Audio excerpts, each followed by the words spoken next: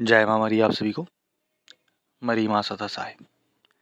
जैसा कि आप सबको मालूम है, आगामी 30 मार्च 2025 से नवरात्रि, चैत्र नवरात्रि का शुभारंभ है। इस चैत्र नवरात्रि में आपको साधकों को क्या क्या नियम करने हैं, ये मैं आपको बताने वाला हूँ। ये वीडियो उन साधकों के लिए है जो कि प्रॉपर तरीके से भगवती, माता आदिशक्ति, अपनी कुल देवी सबकी सिद्धि व उनको प्रसन्न करना चाहते हैं। अन्यथा उन भक्तों के लिए नहीं है जो कि उपवास रहें और बीड़ी पी लें या सिगरेट गुटखा खा लें, ये उनके लिए नहीं है। तो वीडियो के अंत तक बने रहें कि आपको क्या करना है क्या नहीं करना है। इसलिए सबसे पहला नियम जो है कि आप अगर प्रतिदिन व्रत रख रहे हैं, ठीक, अगर आप प्रतिदिन व्रत रख रहे हैं तो सफ़ेद फल का यूज़ करें। सफ़ेद फल अच्छा इसलिए होता है, अगर साइंटिफिक तरीके से देखा जाए तो आपकी बॉडी को हाइड्रेट करके रखता है, डिहाइड्रेट नहीं होने देता है। इस कारण से सफ़ेद फल का मैं आपको रिकमेंडेड करूँगा, आप सफ़ेद फल लें। दूसरी चीज़ ये कि नाखून, बाल, दाढ़ी, ये सारी चीज़ ना कटवाएं।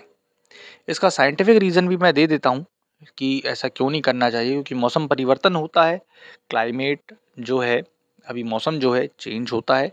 इस कारण से आप ये सारी चीज़ों का प्रयोग ना करें तो ज़्यादा बेटर होता है ना। नहीं तो कई लोग क्या करते हैं कि उपवास रखे, खूब तेल कंघी पाउडर लगा रहे हैं, जॉनसन एंड जॉनसन, है ना, और उसके बाद सारी चीज़ कर रहे हैं, बोले मैं उपवास हूँ, मैं ये इतनी भक्ति कर रहा हूँ, उतनी भक्ति कर रहा हूँ, लेकिन नियम पूरे करें। दूसरी चीज़, अगर आप शयन कर रहे हैं, शयन आप धरती पर ही करें। धरती पर हो सके तो छुई मिट्टी, ये सारी चीज़ लेपित करें, गेरू मिट्टी का लेपन करें। उसके बाद उसके ऊपर जो भी आपकी गुदड़ी कंबल है वो बिछा करके सोएं, गद्दा बिछा करके सोएं, अथवा आप जो भी चादर वगैरह बिछा करके सो सकते हैं, क्योंकि गर्मी आने वाली है। अब दूसरी चीज़ उसके बाद क्या होता है कि भोजन जो रहता है सात्विक लें, है ना, छोका बघारी ना लें। छोका बघारी का मतलब ये होता है कि तला, है ना, ये सारी चीज़ अवॉइड करें। अगर आप खा भी रहे हैं तला, तो आप उसमें यह देखें कि प्याज लहसुन वगैरह का सेवन ना करें, तो बहुत अच्छी बात है। अगर प्याज लहसुन का सेवन कर रहे हैं तो अपने मन को कंट्रोल करना सीख जाएं। उसके बाद रात में और सुबह भगवती का सेवन भजन ये सारी चीज़ करें। सेवन भजन से मतलब ये है कि रात में आप भजन सो करके सुने और फिर सोएं, सुबह उठते ही आप भजन करें, फिर आप जो भी आपके नित्यक्रम है वो करें, है ना। उसके बाद सबसे बड़ी चीज़ ये होती है कि आप अपने शरीर को साफ रखें। अगर आप बाथरूम जा रहे हैं, वॉशरूम जा रहे हैं, हाथों को, पैरों को कम से कम कोहनी तक और पैरों को घुटने तक धोएं। उसके बाद ही मंदिर में एंटर करें। ठीक, नित्य क्रम तो सारी चीज़ चलती रहती है, परंतु जब आप नवरात्रि में होते हैं तो इस चीज़ का अवश्य ही पालन करें। दूसरी चीज़, अगर आप उपवास रख रहे हैं तो लौंग पर भी रख सकते हैं, इलायची पर भी रख सकते हैं। ठीक, ये सारी चीज़ का ध्यान रखें। अगर आप 9 दिन का उपवास रख रहे हैं, अगर आपसे नहीं सध रहा है उपवास, नहीं रह पा रहे हैं, तो आप नॉर्मली उपवास रखें, लेकिन परंतु पूर्णतः श्रद्धा भाव भक्ति के ऊपर ही उपवास रखें। जब जब आपको भूख लगे तब आप खाने से अच्छा भजन के बारे में सोचें, भगवती कृपा के बारे में सोचें, उनकी मूर्ति याद करें, उनके भजन याद करें, तो आपको बहुत सहायता मिलेगी। उसके आगे जो बात आती है, सबसे मेन चीज़ ये कि आप जो नाखून बाल नहीं कटवाते हैं तो कब कटवाएं। ये नवमी, जब आपका हवन पूरा हो जाता है, पूजन अर्चन पूरा हो जाता है, उसके बाद कटवाएं तो बहुत अच्छा रहेगा। कई लोग ऐसा होता है कि साबुन, पानी, है ना, जो साबुन का पानी होता है उससे तक आप परहेज करते हैं।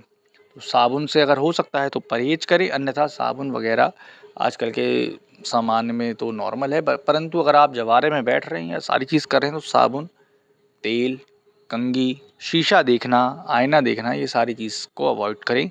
शीशा देखने से तात्पर्य ये होता है कि जो भगवती की ऊर्जा है ना, वो आप पे समाहित रहती है। इस कारण से शीशा कई बार चटक भी सकता है, फूट भी सकता है, परंतु इस बात का कारण ये रहता है कि आप उसकी भक्ति पे लीन रहें, इतना लीन रहें कि आपको उपवास समझ ना आए, आप इतना लीन रहें कि आपको कुछ भी ना पता चले। ये सारी चीज़ें मेन होती हैं, है ना? शयन नीचे करें और जितना हो सके अगर आप खुद को खुशबू नहीं लगा पा रहे हैं, खुशबू ना ही लगाएँ, तो आप कम से कम जिस स्थान पर सो रहे हैं, भगवती के नाम से 9 अगरबत्ती लगाएँ, फिर सोएँ, ताकि भगवती आपको स्वप्न के माध्यम से या किसी भी माध्यम से दर्शन दे और सारी चीज़ करे।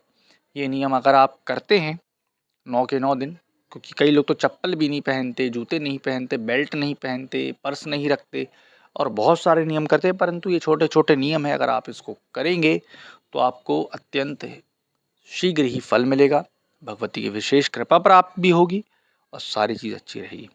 आशा करूँगा आपको जानकारी पसंद आई होगी। जय माता मरी।